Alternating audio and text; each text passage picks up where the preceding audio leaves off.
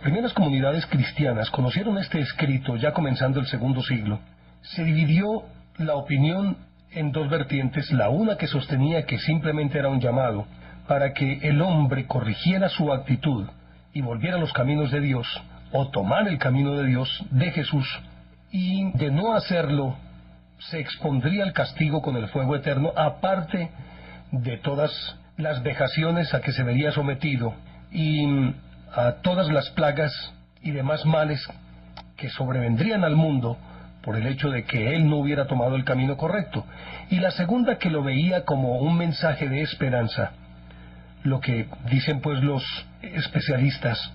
es en efecto el sentido real de este mensaje o de este libro, que entre otras cosas pues su nombre se remite más a ser comparado con una revelación, o es una revelación antes que una vindicta, un castigo o una atrición. Entonces, cuando el Apocalipsis empezó a ser popular, entre otras cosas escrito por, se dicen algunos, por Juan, al final del primer siglo, cuando ya él era nonagenario en la isla de Patmos, y otros se inclinan a creer que fue concebido por un grupo de discípulos de Juan, que lo fueron conformando y escribiendo con el paso del tiempo, y entonces no procedería de una persona, sino de una escuela de pensamiento filosófico, en este caso la de Juan, mucho más depurada que las de los demás evangelistas, entendiendo que tiene un mensaje secreto. Algunos pretenden ver como un mensaje, diríamoslo, esotérico, para combatir al gnosticismo que en ese momento se extendía en la incipiente comunidad cristiana. En uno u otro caso, el Apocalipsis de todas maneras llevaba varios mensajes en los que se hacía énfasis en que durante un tiempo vendría Satán al mundo y lo gobernaría, y en otro tiempo, un milenio, vendría Jesús. Después de ese milenio de gobierno por parte de Satán, vendría Jesús y reinaría la paz y la concordia en el mundo. Pero de todas maneras estaba implícito también el hecho de que para poder que hubiese ese advenimiento, ese nacimiento a un nuevo mundo, necesariamente tendría que morir el otro. Por lo tanto, implicaría una destrucción o de la sociedad, o de parte de la sociedad, o aún del planeta, entendiendo que el día del juicio final sería para todos, y por lo tanto de ahí se derivaría ese pensamiento de que posiblemente el planeta sería destruido. Con el correr del tiempo, el Apocalipsis se fue convirtiendo en un cuerpo de pensamientos y de mensajes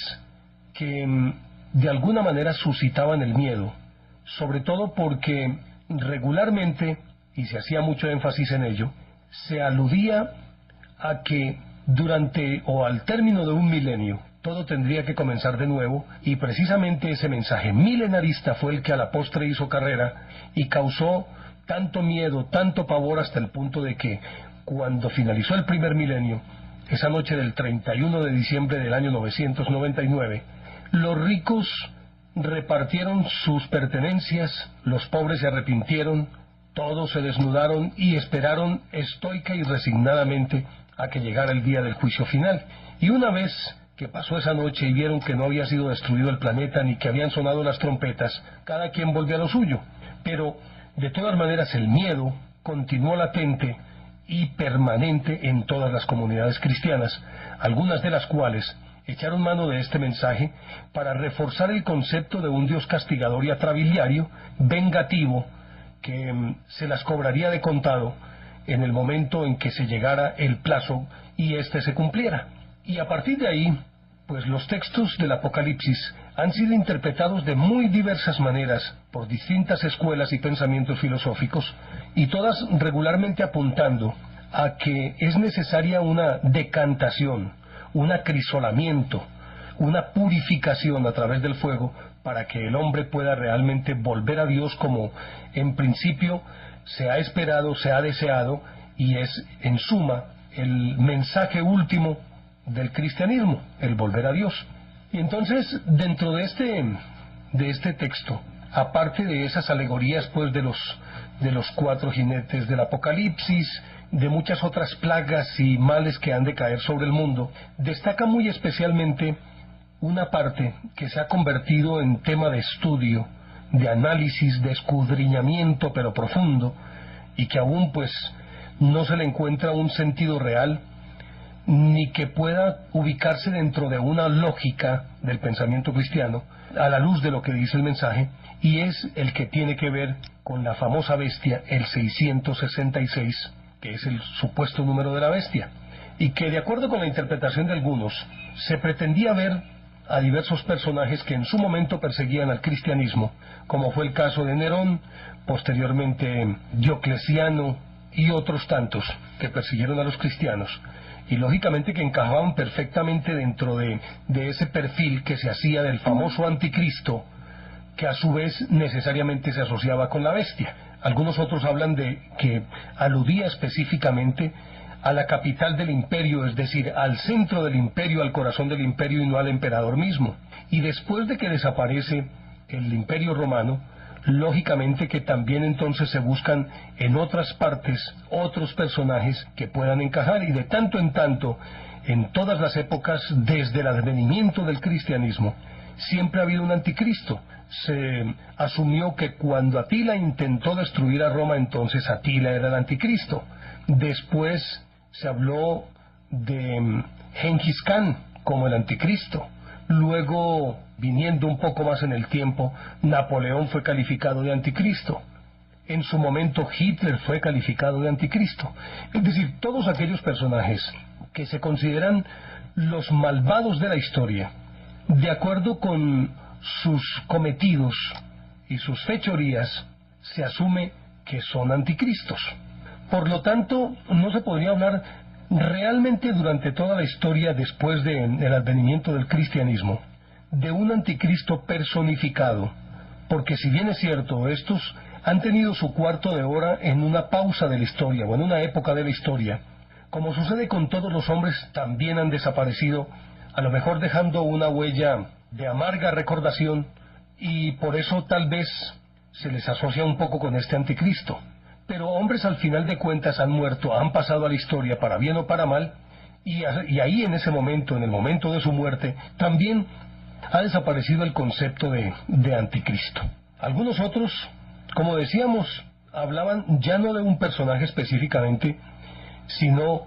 de un imperio, por decir algo el de Roma, como lo habíamos mencionado. En otros casos se ha hablado de un sistema, y este yo creo que es el que más cuerpo ha tomado, sobre todo en los últimos tiempos, después de que todos estos anticristos, que a su vez están asociados con la gran bestia, han desaparecido. Entonces, en la época moderna, ha cogido mucha fuerza el entender la gran bestia, y por ende ese anticristo, no como una persona con una identidad puntual, personal y específica, sino un sistema. Un sistema que puede ser o de justicia, o de gobierno, o económico, o de pensamiento, o de filosofía, o también, ¿por qué no?, religioso. En eso están de acuerdo todos en que podría ser un sistema, pero no están de acuerdo es en qué tipo de sistema podría ser. Y ahí es donde está en este momento la discusión.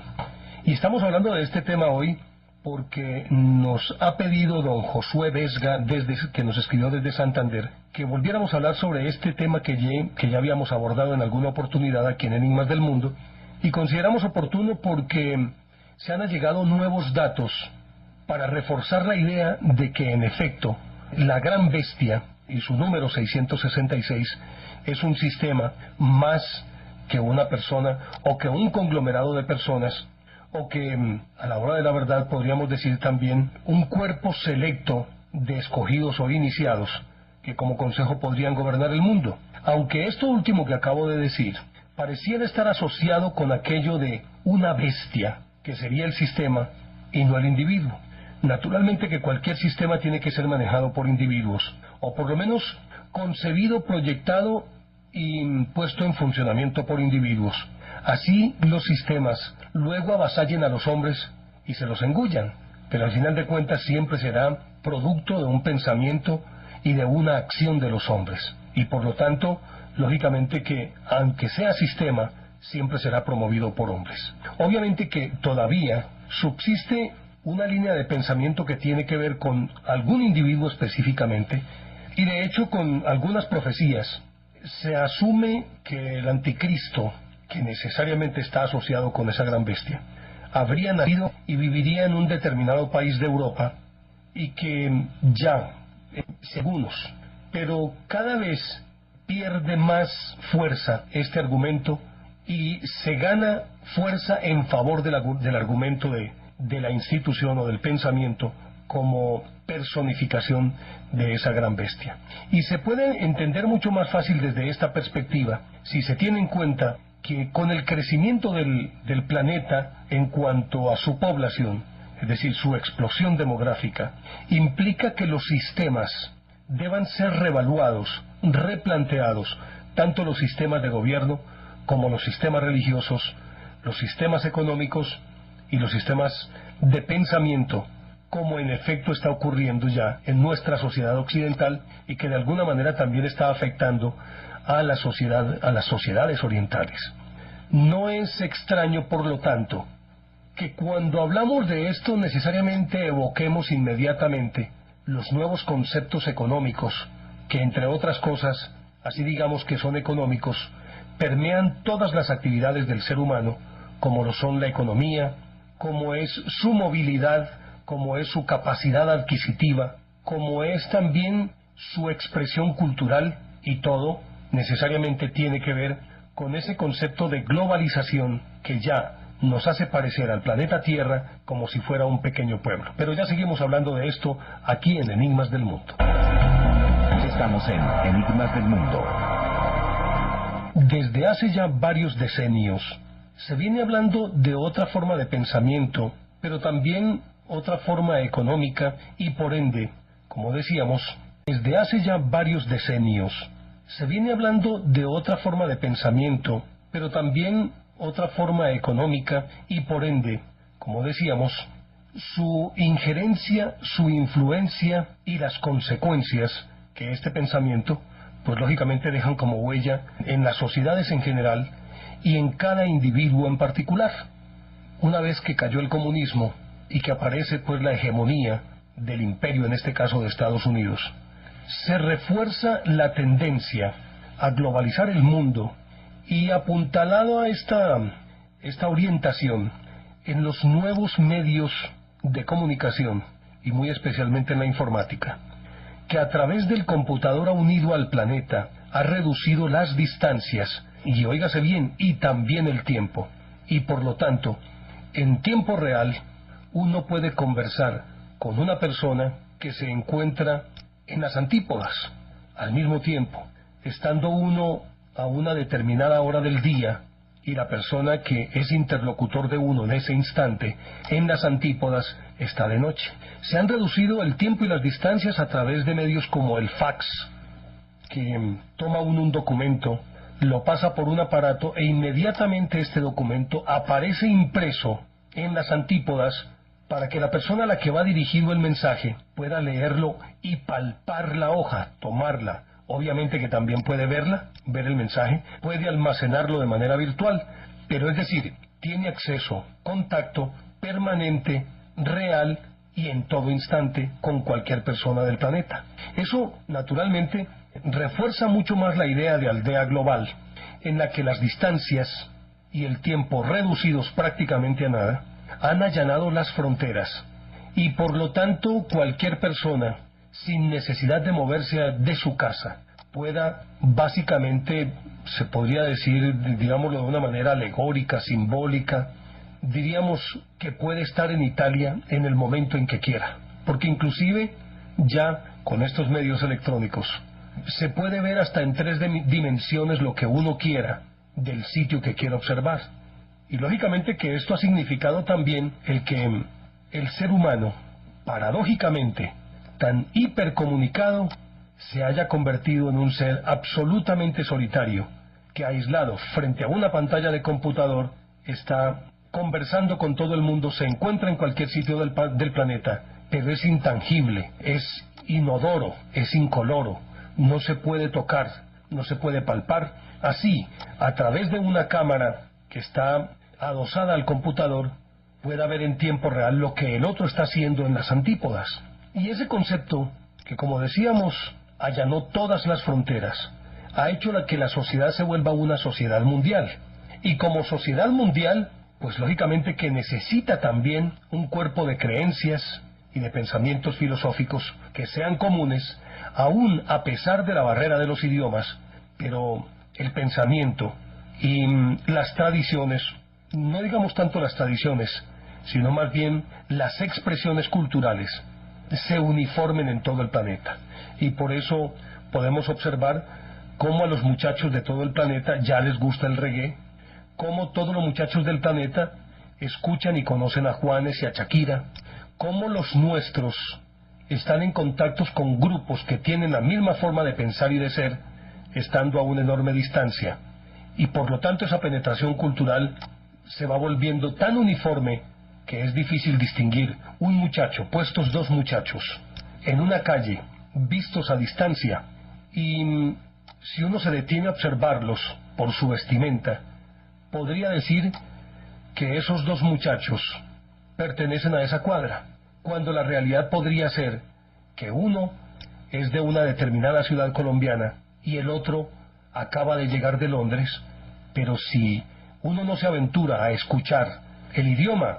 puede asegurar tranquilamente que los dos proceden de la misma ciudad, de la misma cuadra, porque tienen las mismas expresiones, los mismos gestos con las manos, cantan las mismas canciones y se comunican independientemente del idioma a través de unas señales previamente convenidas que ya se han convertido también en un lenguaje internacional. Entonces, allanadas así las fronteras, lógico es que si existe una penetración cultural, pues la penetración económica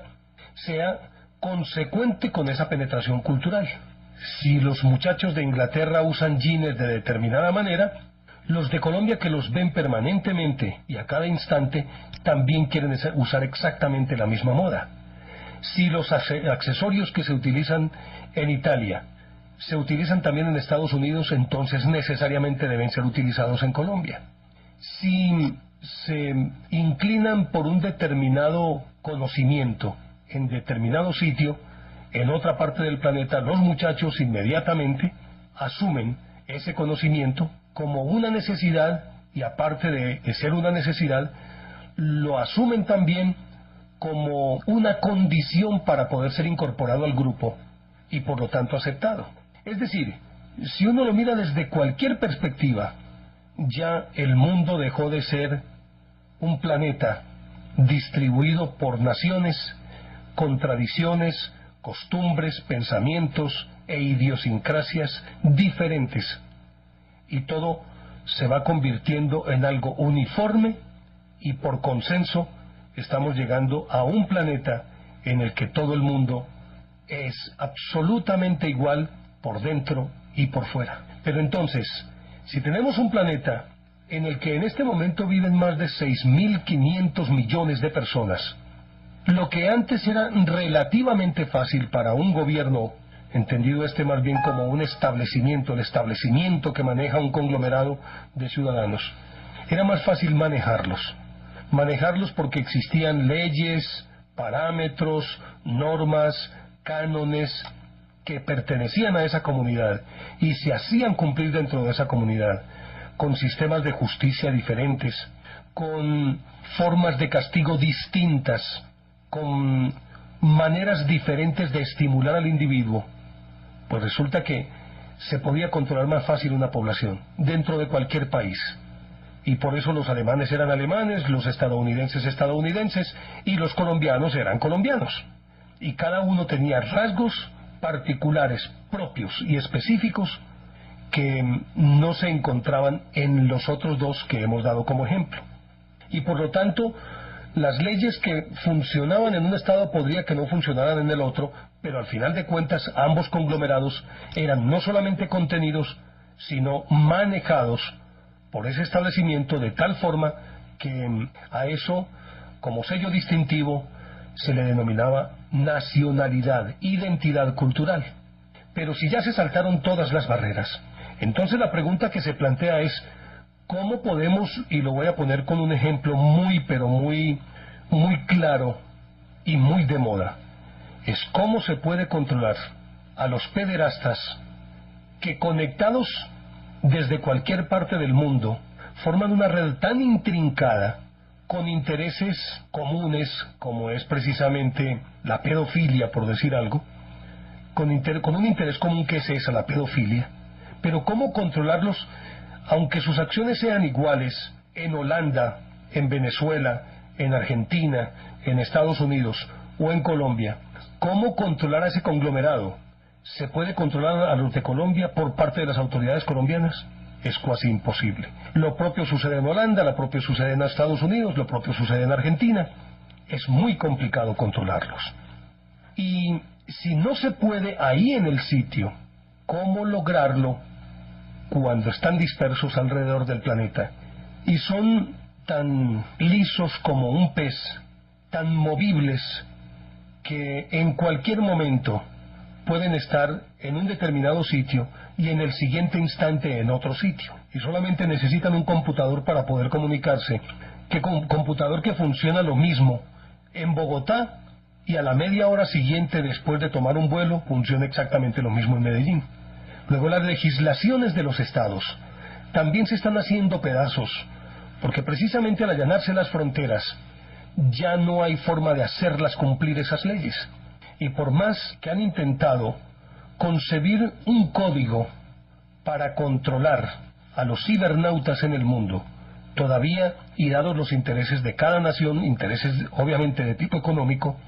no han podido unificar criterios en ese sentido como para tener un control sobre esa red tan intrincada de autopistas de información que discurren a través de los sistemas planetarios de informática. Y así las cosas, entonces, perdida la nacionalidad, perdida la identidad, perdida la cultura, y aparte de ello, unificada la moneda, ya no podemos hablar de nacionalismo, no podemos hablar de Colombia o de Estados Unidos o de Francia o de Alemania. Seguimos distinguiéndonos tal vez por el idioma,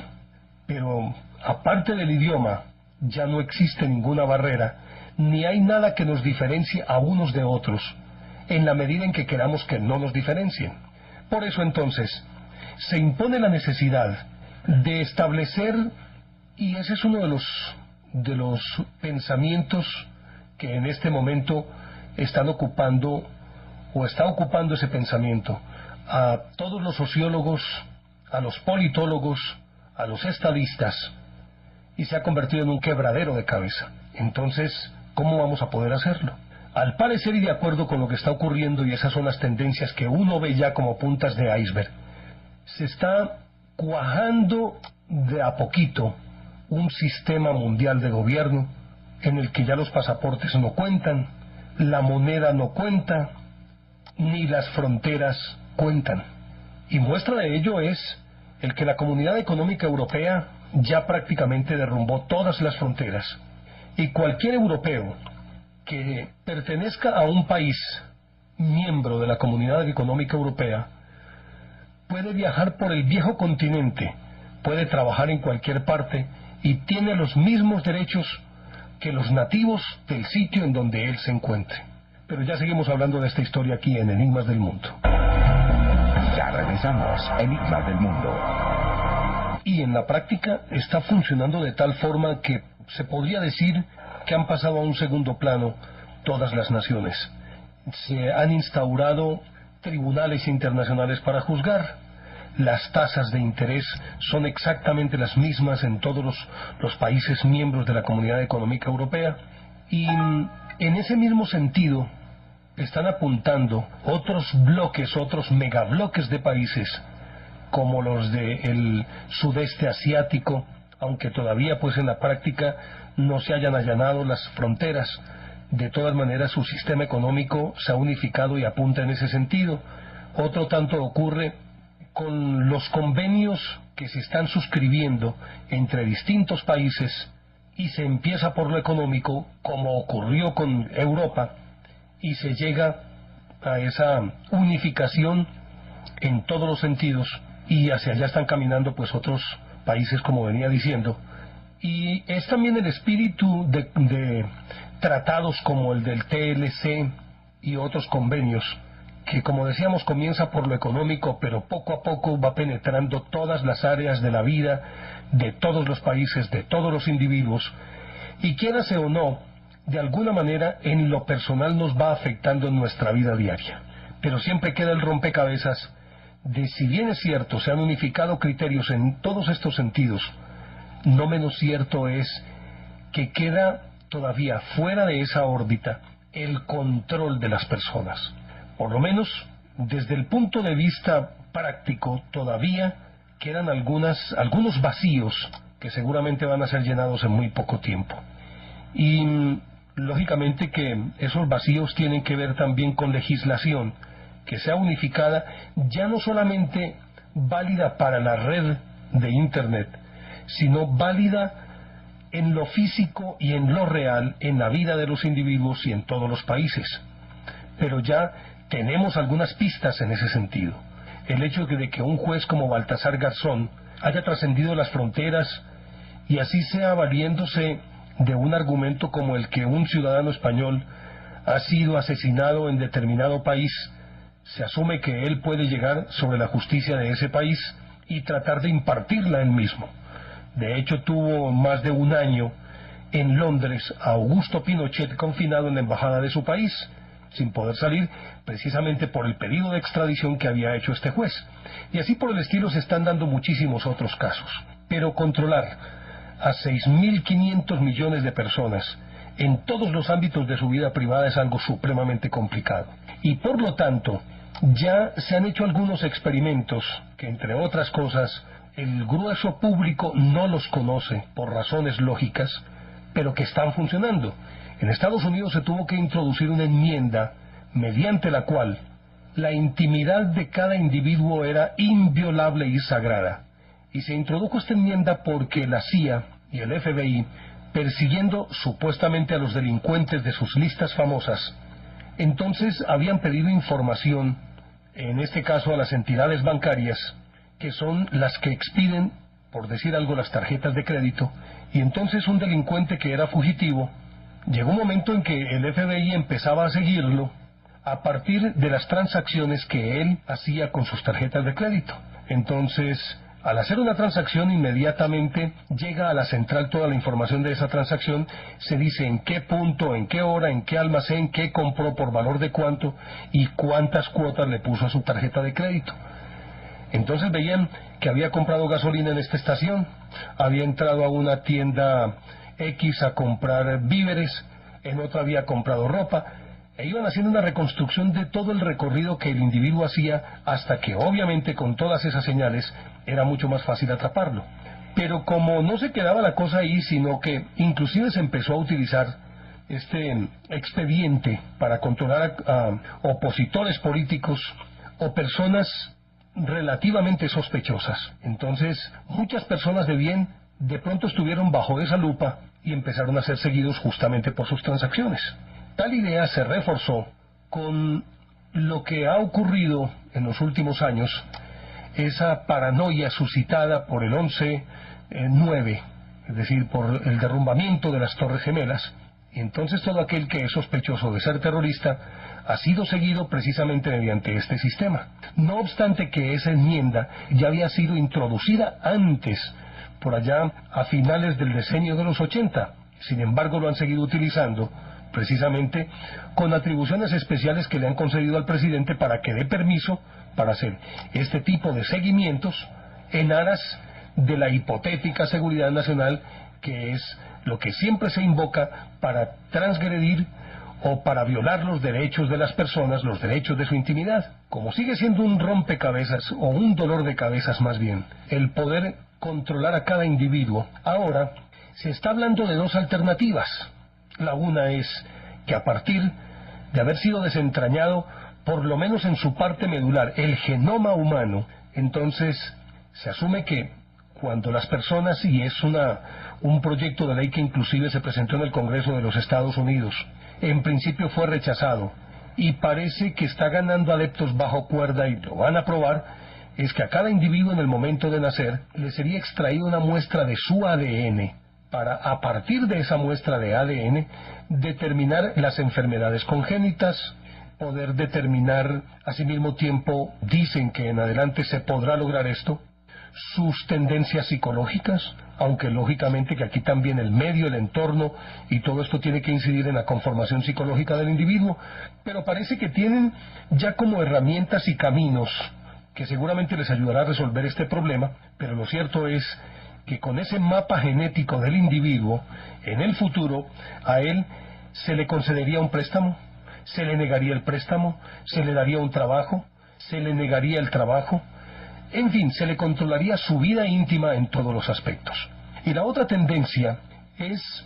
como ya conocemos en todos los almacenes de cadena del mundo, los artículos que deban ser vendidos deben pasar por el examen de su código de barras, que entre otras cosas, por lo menos desde el punto de vista comercial, ahora solamente contiene una codificación del producto y de su valor. Pero dicen que las señales o los códigos de barras del futuro tendrán toda la información concerniente a ese determinado producto, sus características, su peso, su composición, si es transgénico o no lo es, si tiene sustancias artificiales, si tiene conservantes, todo lo que ustedes quieran. De dónde vino, en qué fecha fue cosechado, cómo fue cosechado, si fue tratado con fungicidas, herbicidas, con todo lo que ustedes quieran. Pero esa misma información es la que se pretende ahora que pueda contener cualquier expediente de los seres humanos. Así las cosas, entonces, no estamos muy lejos de esa profecía del Apocalipsis, cuando dice en el capítulo 13, versículo 18, el que tenga inteligencia calcule el número de la bestia, un número de hombre, y su número es el 666. Pero un poco más adelante también, en el Apocalipsis, dice que la bestia hizo que todos, pequeños y grandes, ricos y pobres, libres y esclavos, recibieran una marca en la mano derecha o en la frente, de forma que ninguno pueda comprar o vender si no ha sido marcado con el nombre de la bestia o con el número de su nombre. Ni más ni menos es aplicado esto a lo que está sucediendo con los artículos que venden en las tiendas de cadena, que ningún artículo es puesto a la venta si no está precedido de un código de barras con el cual pueda ser controlado. Pues lo mismo habría de ser con los seres humanos. Y entonces ahí es cuando aparece ya una cierta explicación de lo que decíamos hace un rato,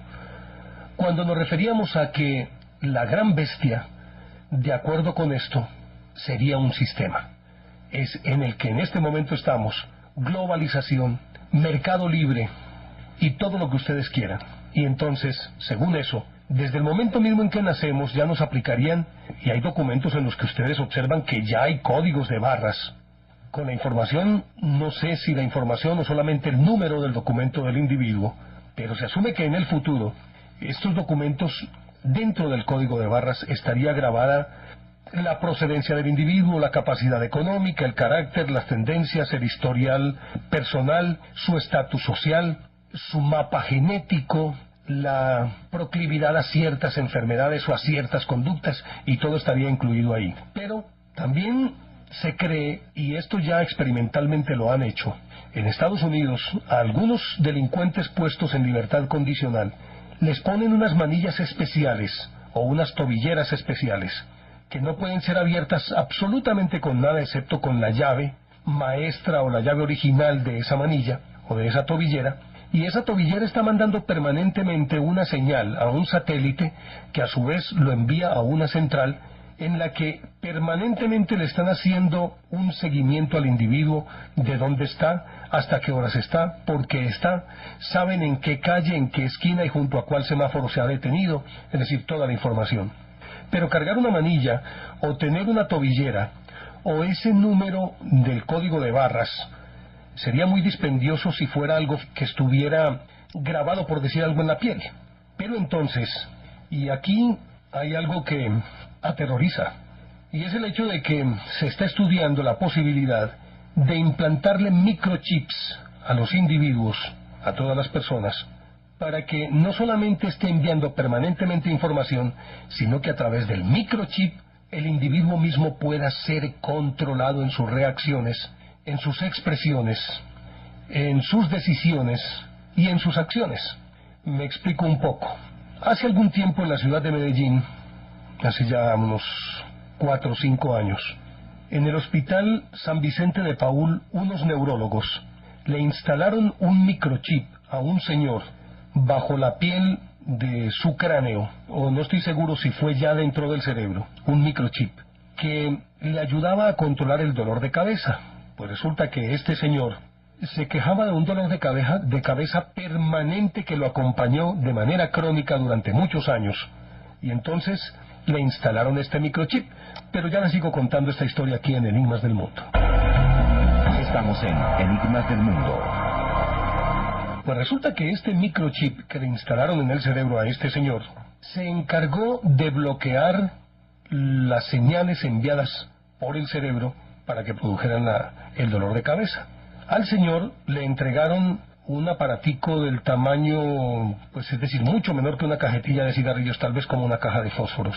con una clave especial. Y resulta que cuando le empezaba el dolor de cabeza, él simplemente digitaba esa clave e inmediatamente el microchip bloqueaba esos impulsos. Resulta que este microchip que le instalaron en el cerebro a este señor se encargó de bloquear las señales enviadas por el cerebro para que produjeran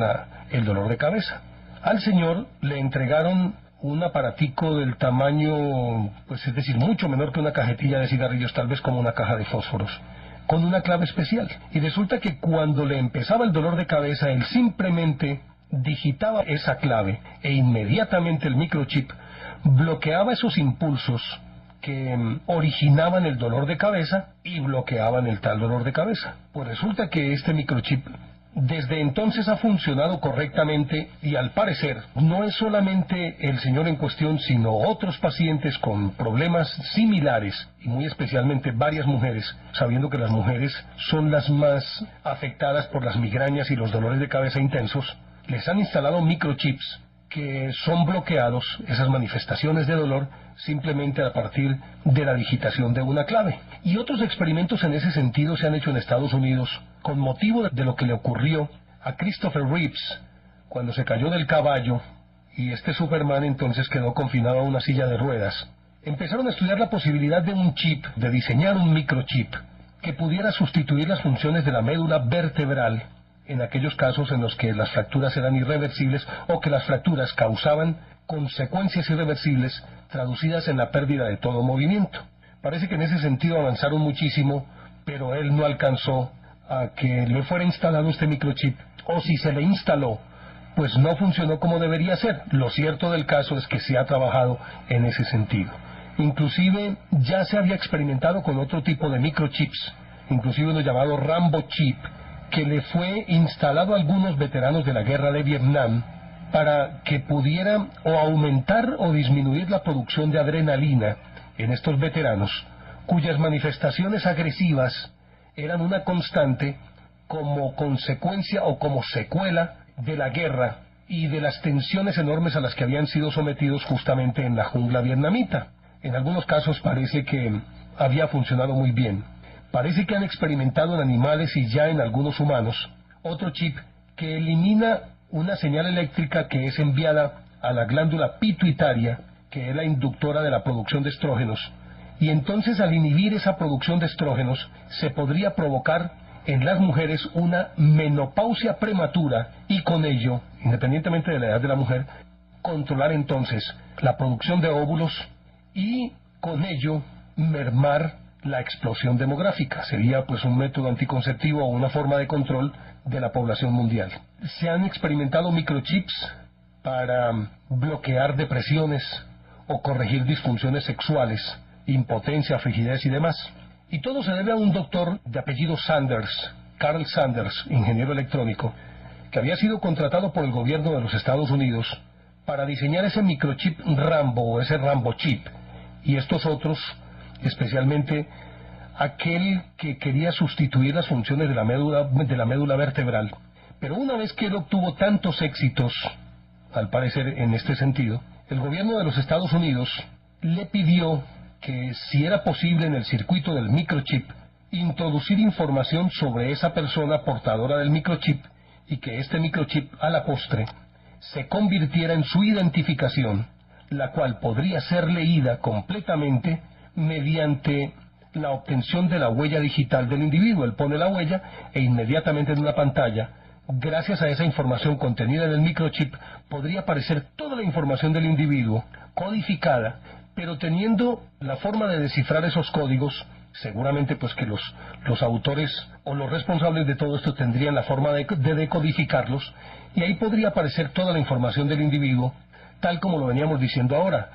su constitución física, mental, su mapa genético, sus enfermedades congénitas, las potenciales, los genes recesivos, se incluiría su historial médico, su historial económico, su historial crediticio, su prontuario frente a la justicia, es decir, hasta las infracciones de tránsito podrían ser incluidas en ese microchip. O sea que el tipo que tuviera ese microchip, mejor dicho, era un libro abierto para que cualquiera que tuviera acceso a esa decodificación pudiera leerlo en el momento en que quisiera. Hubo un problema, y era cómo recargar ese microchip, porque necesariamente para poder que funcionara tenía que tener algún tipo de energía que lo moviera. Pues descubrieron que en la mano, por una parte, y en la frente, es donde se suscitan los cambios de temperatura corporal más abruptos y radicales. Puede pasarse de una temperatura muy baja a una temperatura muy alta en cuestión de instantes, en segundos, y aprovechando esa temperatura corporal entonces se recargaría ese microchip instalándolo o en la frente o en la mano derecha. Y escuchen esto que parece bien paradójico. Se pusieron a analizar y encontraron que inclusive en el Apocalipsis, en el capítulo 13, versículos 16 y 17, dice: la bestia hizo que todos, grandes y pequeños, ricos y pobres, libres y esclavos, recibieran una marca en la mano derecha o en la frente. Y es cuando dice: para que ninguno pueda comprar o vender si no tiene esa marca, lo que ya habíamos dicho antes. Y se supuso que podría encontrarse otra fuente para esconder el microchip en un sitio menos visible, y entonces experimentaron con instalarle una batería microscópica de litio. Y aunque el Dr. Sanders se oponía por la gran toxicidad, pues resulta que en la NASA experimentaron con ello y aparecieron en el cuerpo úlceras o llagas muy dolorosas de las personas en las que se experimentó. Y volvemos al Apocalipsis, que en el capítulo 26, versículo 2 y 3 dice: y el primer ángel fue y vertió su copa sobre la tierra, y una úlcera cruel y maligna sobrevino a los hombres que tenían la marca de la bestia y adoraban su estatua. Es decir, ni más ni menos, las manifestaciones del individuo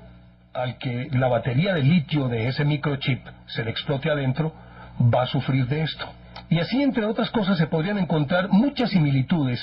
entre esto de los microchips y lo que dice el Apocalipsis. Pues lo cierto de todo este cuento es que ese microchip está en camino, ya es un hecho, experimentalmente lo están utilizando. Y resulta que cada vez le agregan más información. Se introduciría además la cara de la persona, el número de identificación de su cédula, de su carnet del seguro, las huellas digitales, descripción física, historia familiar, profesión, dirección, información fiscal, antecedentes penales, es decir, todo compilado en ese microchip. Y para colmo de males, como por ejemplo en el caso de los Estados Unidos, y a raíz de aquella enmienda de la que estaba haciendo alusión hace un rato, al presidente de Estados Unidos se le ha conferido el poder para que él determine si la implantación de ese microchip bajo la piel es posible o no. Es decir, él puede decir: póngale el chip o no le ponga el chip. Y resulta que este microchip, entre otras cosas, se las han ingeniado de tal manera que ya inclusive no tendría la forma clásica del microchip, sino que podría ser algo así como una especie de, dijéramoslo, de tatuaje, que se haría en la piel del individuo con un solo pinchazo, y el solo pinchazo generaría una determinada forma que, dependiendo del individuo o de la nacionalidad, adquiriría caracteres diferentes, motivos distintos, figuras diferentes. Pero ahí, en ese tatuaje, indeleble por demás, y aunque le quitaran la piel seguiría inscrito en el tejido, estaría toda esa información. Pero que inclusive esa información contenida, es decir, ahí sí se podríamos decir que es un código de barras, y es la verdadera marca de la bestia, se podría agregarle más información o sacarle información simplemente acomodando la mano o en este caso la frente, porque sería también pues en la mano o en la frente, a una pantalla o a una especie de cámara que le introduciría nueva información o le sacaría información, o que le instalaría sistemas de seguridad para que otras personas no pudieran, u otros sistemas no pudieran en un momento determinado leer esa información, sino a voluntad de la persona que lo maneja. Pero y lo más terrible de todo esto es que, como les decía ahora, si se logra, como en el caso del Rambo Chip, inducir el aumento de la adrenalina o bajar el nivel de adrenalina y por tanto el nivel de agresividad del individuo,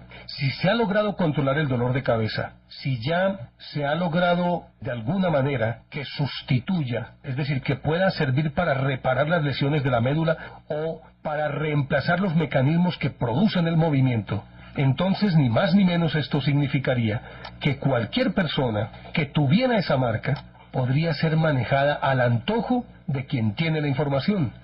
Es decir, podría volverlo agresivo, podría volverlo taciturno, podría volverlo eufórico, podría inducirle un dolor de cabeza, inducirle una enfermedad, podría hacerlo reaccionar como quisiera, inclusive hasta llevarlo a matar a otra persona, y el individuo utilizado de esa manera no sería consciente de lo que estaba haciendo. Hacia allá vamos. Y parece que aunque existen discusiones bajo la mesa entre personas que son partidarias y otros que son enemigos, se siguen discutiendo si en efecto esto es ético, es moral, si se puede hacer o no se puede hacer, pero la tendencia en el mundo tan deshumanizada es que nos van a instalar, no sé si a esta generación, pero sí a las futuras generaciones, un microchip para poderlos controlar. Y ya inclusive el Papa Juan Pablo II había llamado la atención sobre esta posibilidad en Kenia el 26 de junio de 1986. Él habló sobre la posibilidad de ese número de identificación único para todo el mundo, e hizo un desglose de ese contenido y de ese tipo de control, y entre los puntos que mencionó, decía: nadie podrá comprar ni vender comida, ni siquiera sembrarla sin tener el número, aludiendo al Apocalipsis y aludiendo a esta realidad ineluctable que se nos viene encima y mediante la cual todos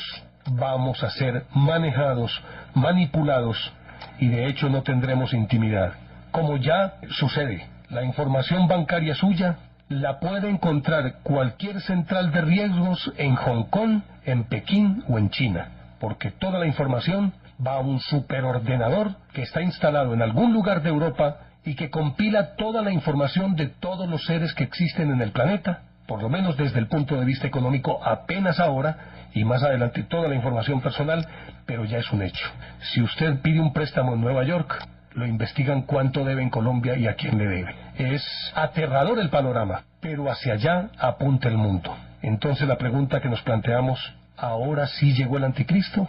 ¿Estamos merced de la bestia, del número 666? A juzgar por todo esto, creemos que sí. Llegamos al final de nuestro programa. A ustedes, amables oyentes, muchísimas gracias por su atención. A don Octavio Gallo, muchísimas gracias.